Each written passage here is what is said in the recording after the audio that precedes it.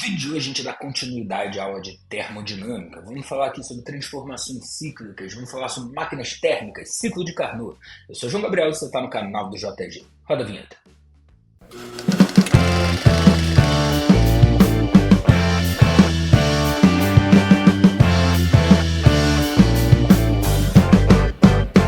Fala pessoal, tudo bem com vocês? Eu espero que sim. Nesse momento a gente dá continuidade a essa playlist de termologia, falando especificamente sobre termodinâmica. Essa é a nossa segunda aula sobre o assunto da termodinâmica, que engloba aqui o estudo dos gases. Então, se você perdeu a primeira aula, eu vou deixar o link, o card, aqui em cima do primeiro vídeo, para que você consiga assisti-la para poder dar continuidade a esta segunda aula. Sem mais delongas, vamos embora para o que interessa. A gente começa aqui no que a gente vai chamar de transformações cíclicas. O que é isso? Imagina aqui o seguinte, temos aqui um gás que ele inicia, por exemplo, no estado A. O que é um estado de um gás? É um determinado estado do gás em que ele vai ter pressão, volume e temperatura associada. Então, nesse estado A, ele tem uma certa pressão A e um volume VA e uma correspondente temperatura TA.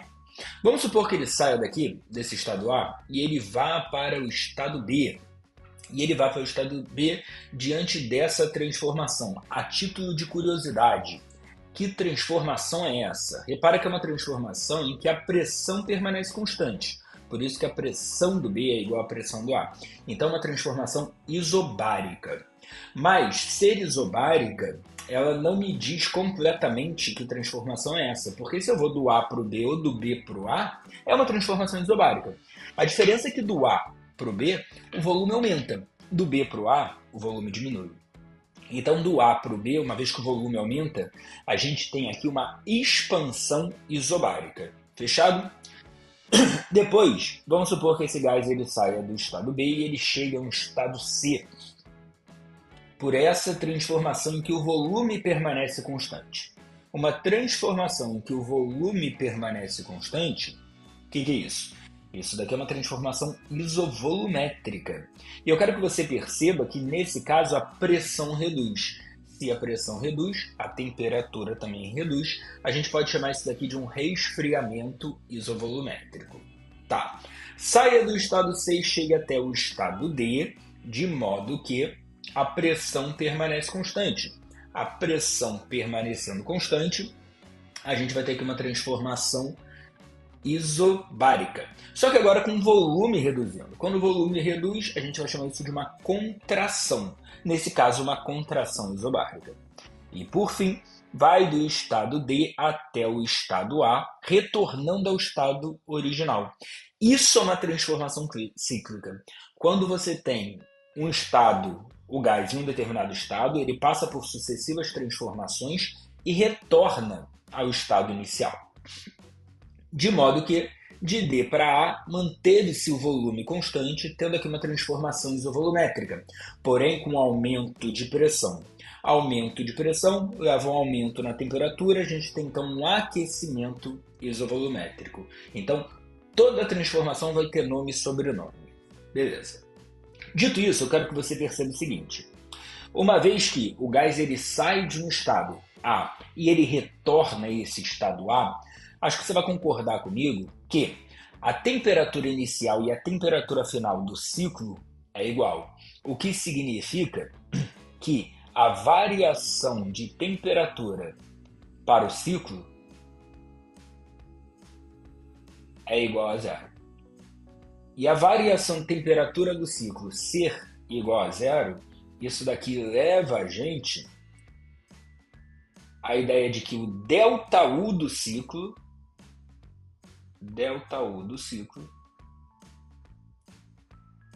tem que ser igual a zero. Afinal, só haveria variação da energia interna se houvesse variação de temperatura. Então, o ΔU do ciclo é igual a zero, uma vez que a gente tem o ΔT, a variação de temperatura de todo o ciclo, sendo igual a zero. Show!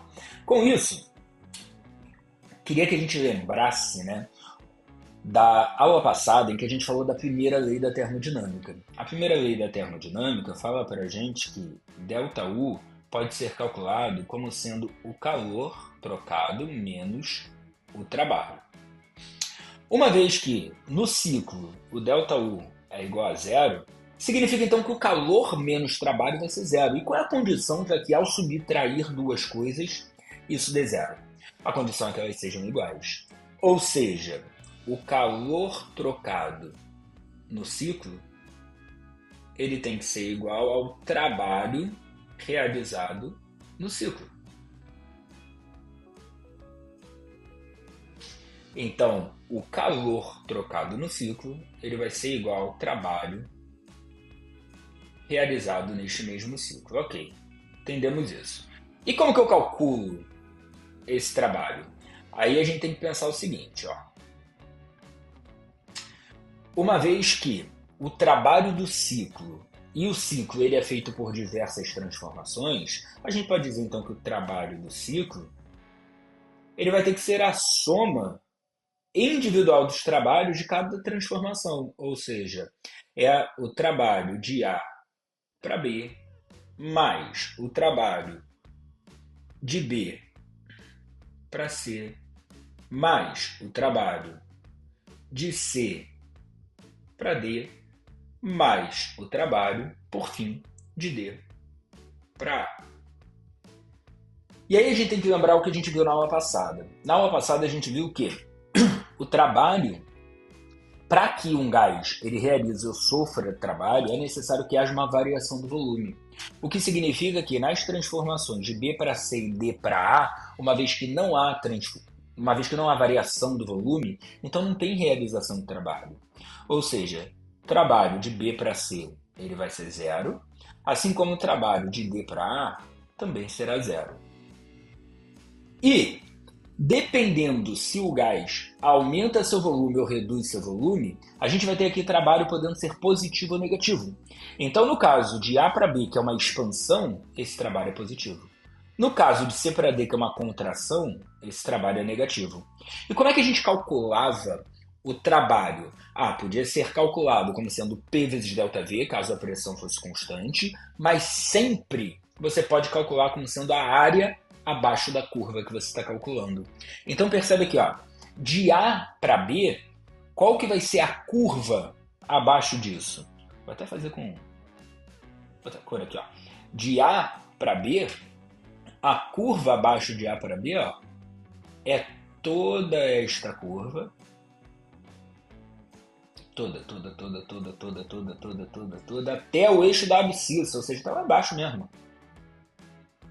Toda essa curva aqui, ó, até o eixo da abscissa. Então, isso daqui seria a área associada ao trabalho de A para B. E qual que seria de C para D? Apenas abaixo da curva C para D. Mas eu quero que você perceba que, uma vez que o trabalho de A para B é positivo e de C para D é negativo, então essas áreas sobrepostas se cancelam. E se essas áreas sobrepostas se cancelam, o que sobra? A área interna do ciclo. E é por isso que a figura já estava aqui representando para você a área interna. Vou apagar porque já está representado. Mas a ideia é que o trabalho do ciclo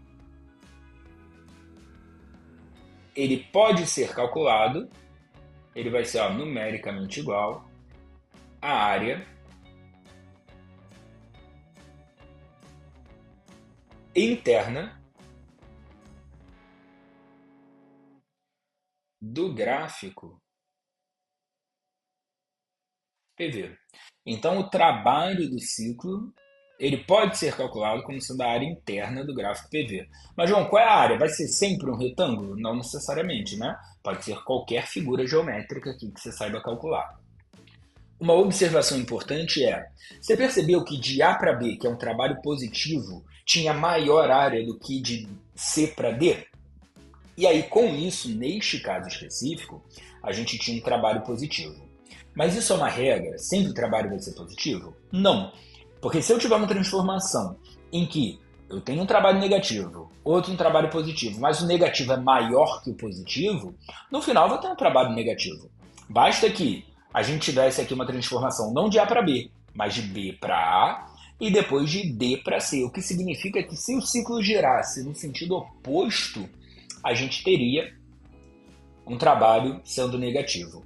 Então, via de regra, o que a gente pode ter? A gente pode ter o trabalho sendo positivo ou o trabalho sendo negativo. Isso vai depender se esse ciclo ele gira no sentido horário ou no sentido anti-horário. Se girar no sentido horário, a gente tem então um trabalho sendo positivo. Se ele girar no sentido anti-horário, aí a gente vai ter esse trabalho sendo negativo. Pegou a ideia? Fechado? Então, transformações cíclicas. O que é importante você saber? ΔU de toda transformação cíclica tem que ser igual a zero. Com isso, quantidade de calor trocada no ciclo tem que ser igual ao trabalho realizado no ciclo. E o trabalho pode ser calculado como sendo a área interna desse ciclo. Fechado. Mas por que a gente estuda essas transformações cíclicas? Porque a gente tem máquinas térmicas que funcionam como isso. O que são máquinas térmicas? A gente vai ter dois tipos. O chamado motor e o refrigerador. Quando eu falo de motor, cara, tenho certeza que ao falar de motor isso te lembra o carro, né? Porque o carro tem motor. E aqui a gente está falando do motor a combustão, tá? Não estamos falando dos motores elétricos dos carros mais novos. Estamos falando de carro a combustão. Como é que funciona o motor? Cara, qual é a primeira coisa que você precisa fazer para você poder utilizar o carro? E aí você vai me dizer, tem que ligar o carro. Antes disso, tem que abastecer o carro. Se o carro não tiver abastecido, ele não vai nem ligar. Então o carro, ele tem que estar abastecido. Você tem que colocar gasolina ali. E gasolina, pode colocar álcool. Tá bom, você pode colocar qualquer combustível. Então, a gasolina, assim como o álcool, são combustíveis, que, como o nome já sugere, entra em combustão. Quando entra em combustão, gera calor, e esse calor é o que vai alimentar o motor para fazer o carro andar.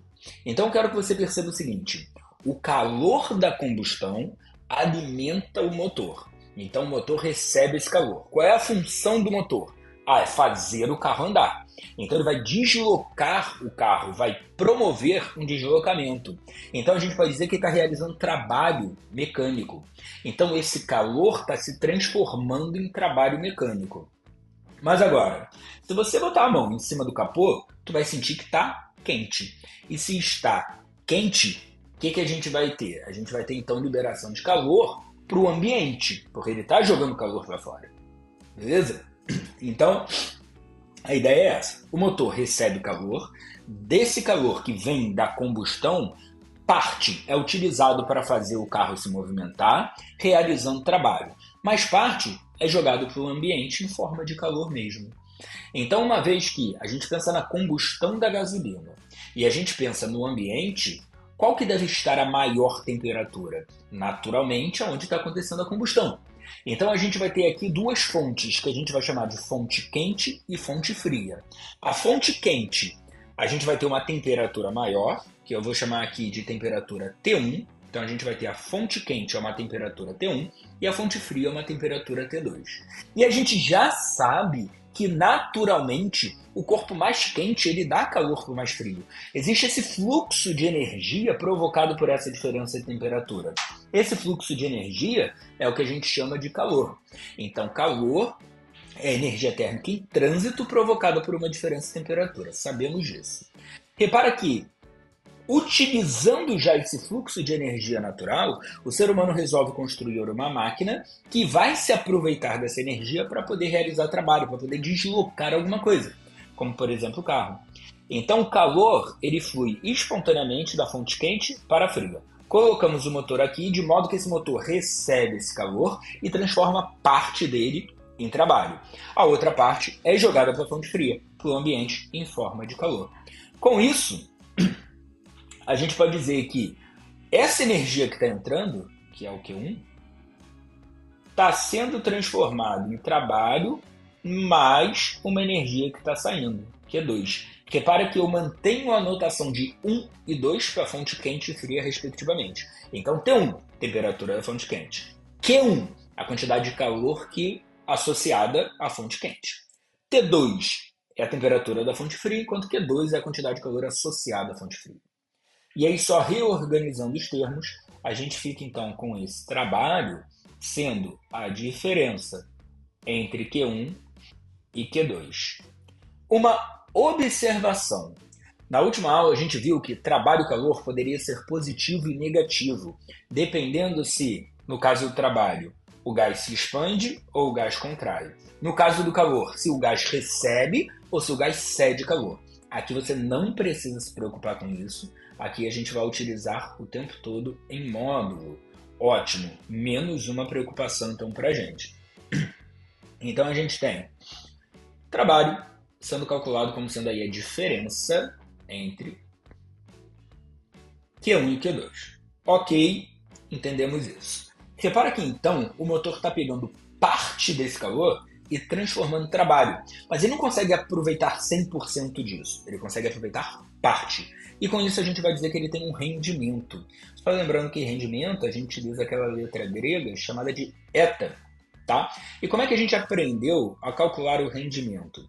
Era sempre o que era utilizado, útil, sobre o total. Então, nesse caso aqui, o que está sendo utilizado? Pô, o motor serve para quê? Para fazer o carro andar. Então, o útil é o trabalho. E qual é o total? É tudo que ele recebe. É o Q1. Então, a gente fica com esse rendimento sendo o trabalho sobre Q1. E eu quero que você perceba que, uma vez que esse trabalho ele pode ser calculado como sendo a diferença entre os calores, repara, a gente pode botar aqui, ó, a diferença entre Q1 e Q2, quando dividir por Q1, a gente vai ficar com esse rendimento sendo Q1 sobre Q1 dá 1, né? Q2 sobre Q1 vai ser Q2 sobre Q1. E com isso, qual é a ideia? A gente tem aqui um rendimento, né, como se fosse o 100% menos a parcela que é desperdiçada. Como assim a parcela que é desperdiçada? Q2 não é uma quantidade de calor que é jogada para a fonte fria? Se Q2 é a quantidade de calor jogada para a fonte fria, Q2 sobre Q1 é a parcela desperdiçada sobre a total. Então é a porcentagem que é jogada fora. E aqui, ó, cabe a observação que necessariamente esse rendimento tem que ter uma parcela jogada fora. Então a gente tem que ter aqui um rendimento menor do que 100%. A gente não consegue converter integralmente o calor em trabalho. A gente não consegue utilizar toda essa quantidade de calor se transformando em trabalho. Vai ter que ter um rendimento menor do que 100%. Ok, então esse foi o motor. É assim que o motor funciona. A outra máquina térmica que a gente tem é o refrigerador, como por exemplo o ar-condicionado. O ar-condicionado é um refrigerador. Ele tem como função refrigerar o ambiente, ele tem como função gelar o ambiente. E aí eu quero que você perceba o seguinte: se o ar-condicionado tem como função resfriar esse ambiente, ele não pode dar calor para o ambiente. O que ele precisa fazer é retirar calor do ambiente. E aí, se ele retira calor do ambiente, para onde que vai esse calor? Lá para fora. Então, por exemplo, estou aqui dentro de uma sala. Se ele retira calor da sala, esse calor está indo para onde? Está indo para o ambiente, lá de fora. Então você sabe que o ar-condicionado, vamos falar, por exemplo, do ar-condicionado split. Ele tem duas partes, né? A parte que fica do lado de dentro e a parte que fica do lado de fora. Então ele tem a evaporadora e a condensadora.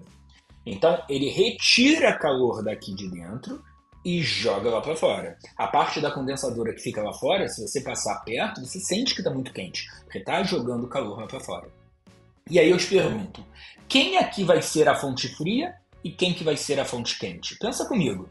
Tu liga o ar-condicionado para gelar num dia quente. Então aqui dentro fica geladinho, lá fora fica quente. Então aqui dentro é a fonte fria, lá fora é a fonte quente.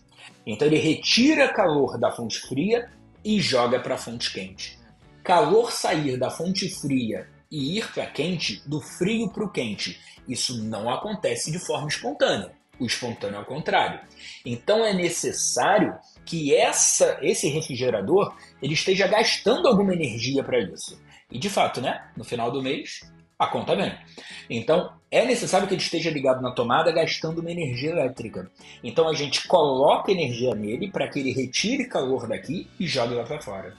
Então, ao invés dessa máquina realizar trabalho, a gente vai dizer que ela sofre trabalho, porque a gente está injetando trabalho sobre ela, energia sobre ela, para ela retirar uma quantidade de calor da fonte fria e jogar lá para a fonte quente. Com isso, eu quero que você perceba que a quantidade de calor que ele retira da fonte fria, que é o Q2, somado ao trabalho que está sendo injetado nele, tudo que entra nele, igual que sai, né? Vai ser igual a quantidade de calor Q1, que é jogado lá para fora. Se a gente rearrumar esses termos, a gente vai ficar então com o trabalho sendo igual à diferença entre os calores, igualzinho como acontecia no motor. Então a mesma equação, ótimo, a gente não precisa se preocupar com isso. E uma vez que o refrigerador faz, ele não usufrui de algo que é espontâneo, que seria o calor indo do quente para o frio, ele faz aqui a forma não espontânea, que é retirar do frio e jogar para o quente, a gente não vai dizer que ele tem um rendimento, a gente vai dizer que ele tem uma eficiência. E é justamente isso que é dado naqueles selos A, B, C, D, E de eficiência dos eletrodomésticos. O seu ar-condicionado ele deve ter um selo de eficiência. O que é essa eficiência? Essa eficiência, pensa comigo, o que seria um ar-condicionado eficiente? Aí você vai me falar, o que gela muito. Show, perfeito, tá certo. Para ele gelar muito, concorda que ele tem que retirar muito calor então do ambiente que ele está resfriando? Então é necessário que ele tenha muito Q2, porque Q2 é a quantidade de calor retirada.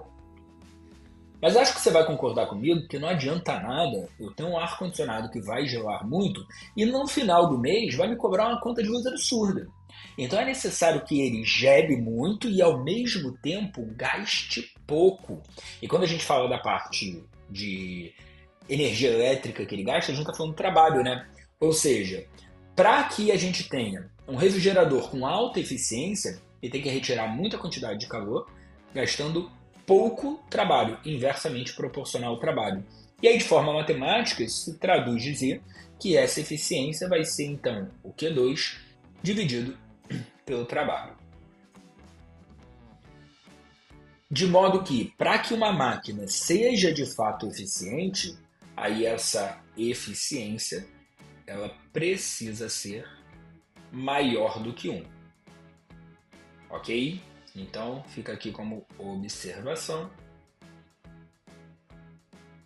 que a eficiência de um refrigerador ela tem que ser maior do que 1. Eu dei um exemplo aqui de ar-condicionado, mas você pode pensar em geladeira, né? A geladeira faz a mesma coisa. O que ela faz? Ela resfria o ambiente interno. Para isso, ela retira o calor daquele ambiente, ela joga para onde? Para fora. E se você passar a mão atrás da geladeira, ela vai estar quente.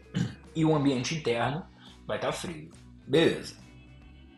Então, entendemos como é que funciona a máquina térmica, entendemos que o motor não pode ter rendimento de 100%. Por quê? Porque isso violaria o que a gente chama de segunda lei da termodinâmica. O que é a segunda lei da termodinâmica? A segunda lei da termodinâmica, olho na tela, acompanha comigo. Ela possui 2 enunciados. Um enunciado feito por Rudolf Clausius, que fala: calor flui espontaneamente do corpo mais quente para o corpo mais frio. Pô, tu já sabe isso, eu já te expliquei isso lá na aula de calorimetria. O calor ele vai do corpo mais quente para o mais frio. Tu já sabia a segunda lei da termodinâmica. Tu não sabia que era esse o nome, mas tu já conhecia. E existe um enunciado de Kelvin, que fala que é impossível retirar calor de um sistema e convertê-lo integralmente em energia mecânica. Quando a gente fala aqui de energia mecânica, a gente está falando de trabalho, né? Então você não consegue retirar calor de um sistema e converter integralmente em trabalho. Por quê? Porque parte continua em forma de calor. O que isso está me dizendo? Se eu conseguisse fazer isso, todo o calor retirado da fonte quente poderia ser utilizado para o carro andar. Ou seja, transformaria em trabalho, tendo assim um rendimento de 100%. Então o que Kelvin está dizendo para a gente é que o rendimento necessariamente tem que ser menor do que 100%. Tá, João, então eu já sabia isso. Não tem nada de novo. É verdade, não tem nada de novo. Mas existe aqui um detalhe que eu quero que você perceba. Liga só, presta atenção. Cara, existem dois enunciados para uma mesma lei, que é a segunda lei da termodinâmica. Eu te pergunto, dizer que o calor ele flui do corpo mais quente para o mais frio e dizer que você não consegue converter integralmente calor em trabalho parece ser a mesma coisa? Pô, não parece, cara. Isso parece ser coisas diferentes. Ok, entendi que as duas fazem sentido, mas parece ser coisas diferentes.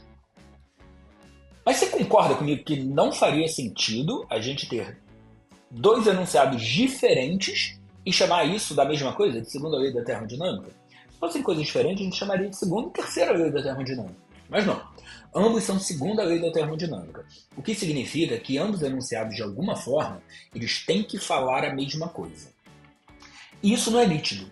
Isso, na verdade, só fica um pouco mais transparente uma vez que a gente entende um conceito chamado de entropia. Então, o que é essa entropia? Eu botei aqui assim para você. Ó. Seu caráter estatístico estabelece um sentido preferencial de determinado evento ocorrer, do estado de menor entropia para o estado de maior entropia. Já não entendi nada do que está disso daí. Tudo bem, parei. Se você já ouviu falar sobre isso em algum momento da sua vida, talvez você já tenha ouvido dizer que essa grandeza, entropia, mede o grau de desordem de um determinado estado. E é claro que essa daí não é a forma mais correta de se falar, mas é útil, tá? Então, o que eu quero que você pegue aqui de ideia? Vamos pegar o seguinte exemplo, ó. Imagina aqui comigo que a gente tem uma rampa de skate, onde a gente vai soltar aqui um corpo, e esse corpo ele vai começar a oscilar dentro dessa rampa. Cara, para tudo que você está fazendo, para de mexer no celular, preste atenção aqui, que esse conceito aqui é um conceito não trivial. Então pensa aqui comigo o seguinte. Temos um corpo aqui no alto de uma rampa. Se eu te pergunto, em termos de energia, qual é a energia que ele tem? Ah, esse cara daqui ele possui uma energia potencial gravitacional. Show, é verdade. Conforme ele vai caindo, uma vez que ele está perdendo altura, ele vai perdendo essa energia potencial gravitacional, contudo, ele vai ganhando velocidade. Em termos de energia, essa energia potencial gravitacional está se transformando em energia cinética. Beleza.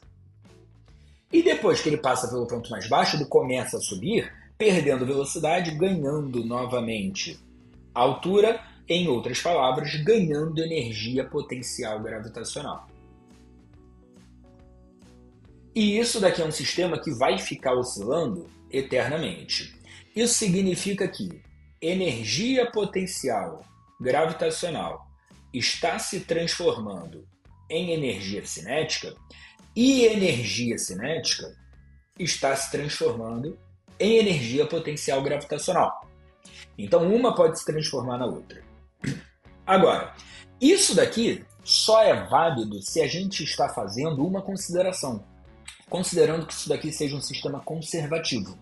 Ou seja, eu não tenho aqui forças de resistência do ar e força de atrito, por exemplo.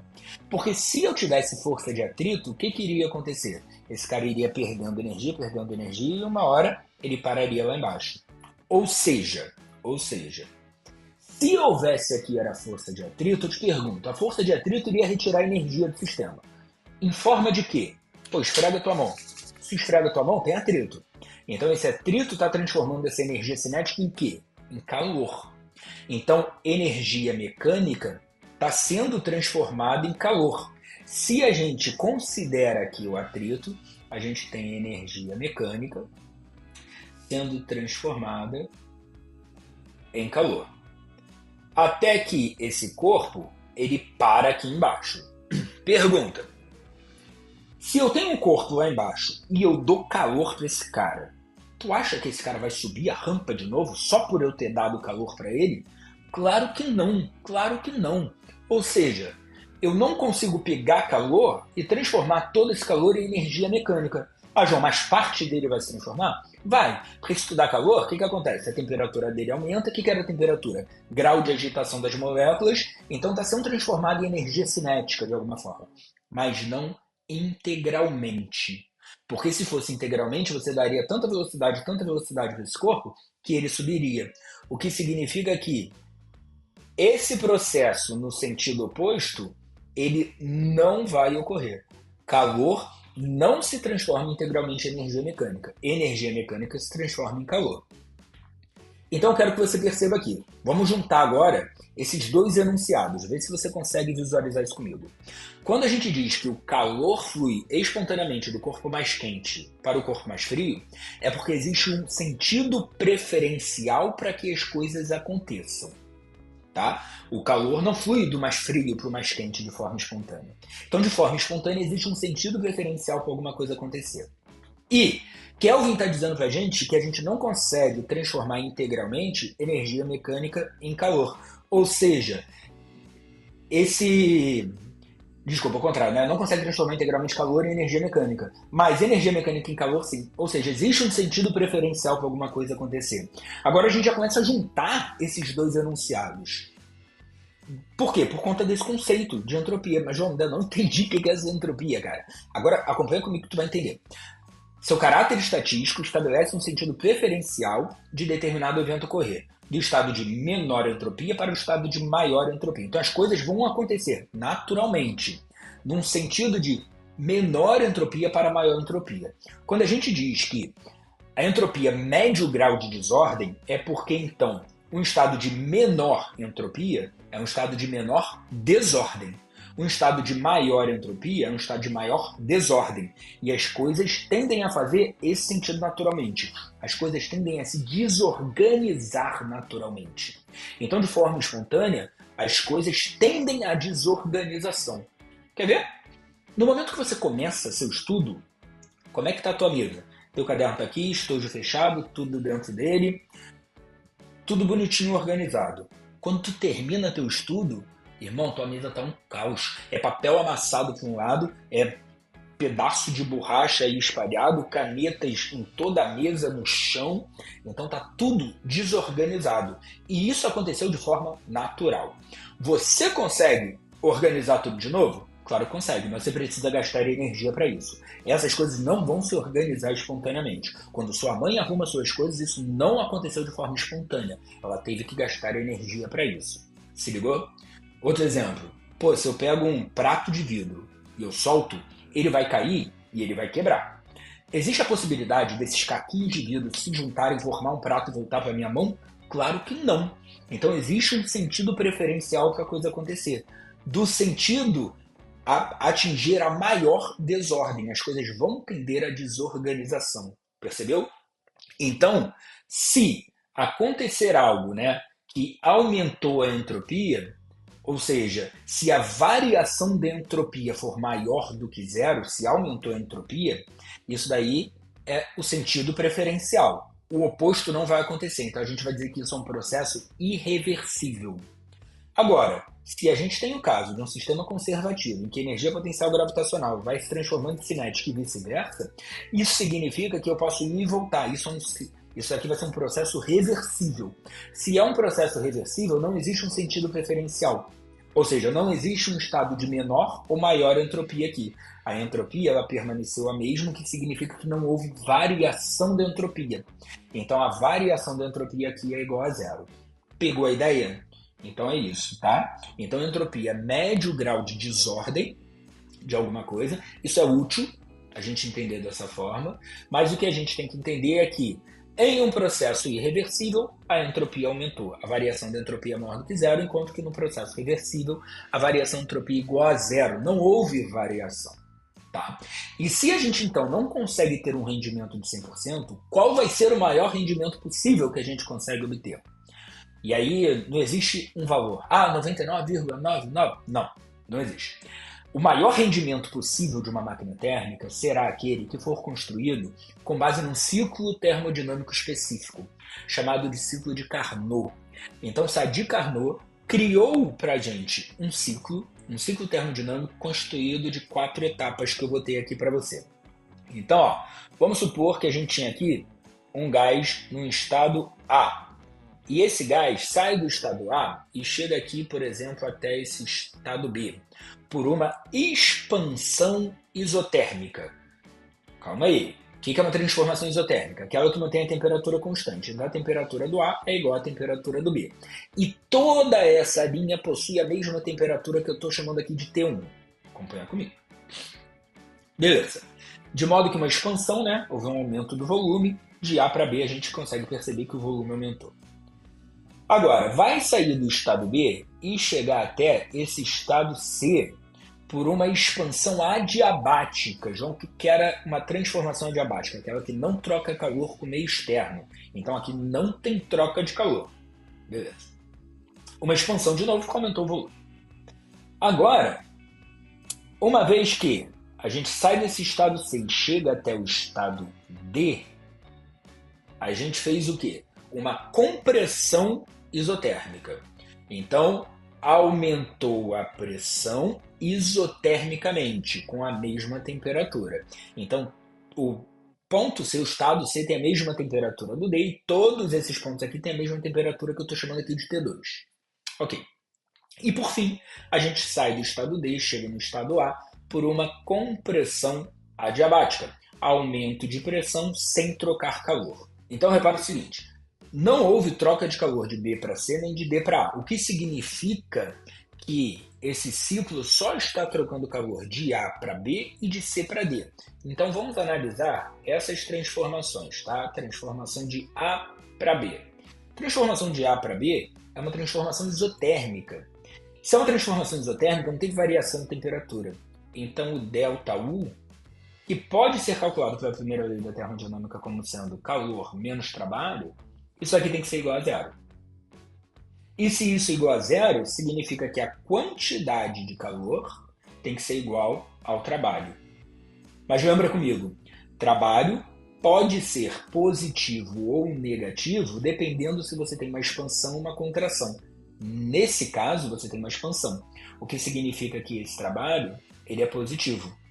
E se o trabalho é positivo e ele é igual ao calor, o calor é positivo. O que significa uma quantidade de calor positivo? Significa que o gás está recebendo calor. Então aqui, está recebendo calor. Então, recebendo calor de um local que tem uma temperatura T1. É uma quantidade de calor Q1. Então, a gente já consegue perceber o seguinte. Se eu te pergunto qual é a maior temperatura, T1 ou T2? Cara, tu tem que me dizer que é T1. Por quê? Porque T1 é a isoterma mais afastada da origem. A gente viu isso na última aula. Se T1 é maior temperatura, T1 vai ser a temperatura da fonte quente. O que significa que essa quantidade de calor Q1 é a quantidade de calor proveniente da fonte quente. Show? Agora, se a gente analisar... Calma aí, fecha aqui. Se a gente analisar a transformação CD... E, de novo, a gente pode analisar, sabendo que a primeira lei da termodinâmica fala pra gente que ΔU pode ser calculado como sendo calor menos o trabalho, como não há também de C para D variação de temperatura, esse ΔU é zero. O que significa, novamente, que a quantidade de calor é igual ao trabalho. Só que aqui a gente não tem uma expansão, a gente tem uma contração. E se a gente tem uma contração, o volume reduziu, o trabalho é negativo. E se esse trabalho é negativo, a quantidade de calor também é negativa. O que significa uma quantidade de calor negativa? Quantidade de calor negativa significa que o corpo está perdendo calor. Então o gás está perdendo calor para a fonte fria. Então, as únicas trocas de calor que tem aqui estão associadas diretamente às temperaturas da fonte quente e fria. Ou seja, para Carnot é válida a relação que Q2 sobre Q1 é a razão entre as temperaturas T2 e T1. Então, uma vez que a gente podia calcular, lembra, o rendimento, como é que a gente calculava o rendimento? O rendimento de uma máquina térmica pode ser feito como sendo 1 menos Q2 sobre Q1. E aí, especificamente, para Carnot, quando a máquina é construída pelo ciclo de Carnot, a gente pode então escrever como sendo 1 menos T2 sobre T1. Ou seja, como T2 e T1 representam as temperaturas da fonte fria e da fonte quente, o que a gente tem aqui é um rendimento que depende das temperaturas dessas fontes. Eu quero que você perceba o seguinte: a máquina de Carnot, ela é aquela que te dá o maior rendimento possível, justamente porque você só tem trocas de calor diretamente lá com a fonte quente, com a fonte fria, o que te proporciona essa razão entre os calores sendo igual à razão entre as temperaturas da fonte quente e da fonte fria. Logo, o maior rendimento possível seria com base nas temperaturas da fonte fria e da fonte quente. E um ponto importante, essas temperaturas têm que estar em Kelvin, tá? Essas temperaturas têm que estar em Kelvin. O que significa que para eu ter aqui um rendimento de 100%, eu teria que ter esse termo aqui, essa razão T2 sobre T1 igual a zero. Para que T2 sobre T1 seja igual a zero, é necessário que a temperatura da fonte fria seja igual a zero. Zero o quê? Kelvin. Cara, zero Kelvin é uma temperatura que a gente nem consegue chegar, quanto mais eu tenho um ambiente que vai ter sempre essa temperatura, se ligou? Por isso que 100% é completamente irreal, não dá para a gente obter isso. O rendimento de Carnot ainda é um rendimento ideal, a gente não consegue de fato praticar isso, mas ele é um parâmetro. Como assim? Ah, João, preciso construir uma determinada máquina onde eu sei que ela vai operar entre as temperaturas da fonte quente e da fonte fria. Qual seria ali o máximo rendimento que eu poderia ter? Seria com base no ciclo de Carnot. Você calcula, aí vai achar, sei lá, um rendimento de 60%. Com esse rendimento de 60%, eu já sei que meu rendimento na prática vai ser menor. Mas com o rendimento de 60%, para mim seria interessante criar essa máquina? Ah, seria, ainda tem uma margem ali. Ah, não seria. 60% para mim já se torna inviável, então nem construo.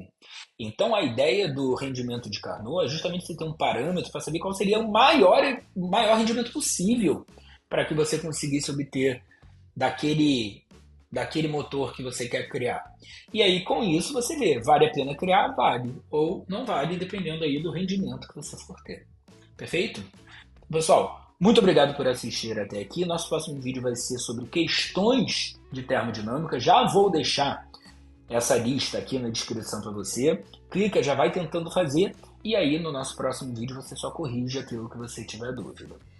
Não deixe de comentar se você tiver alguma dúvida, vai ser um prazer te responder. Não deixe também de curtir o vídeo, de se inscrever no canal e ativar as notificações para você ficar por dentro de todos os vídeos conforme eles forem sendo lançados.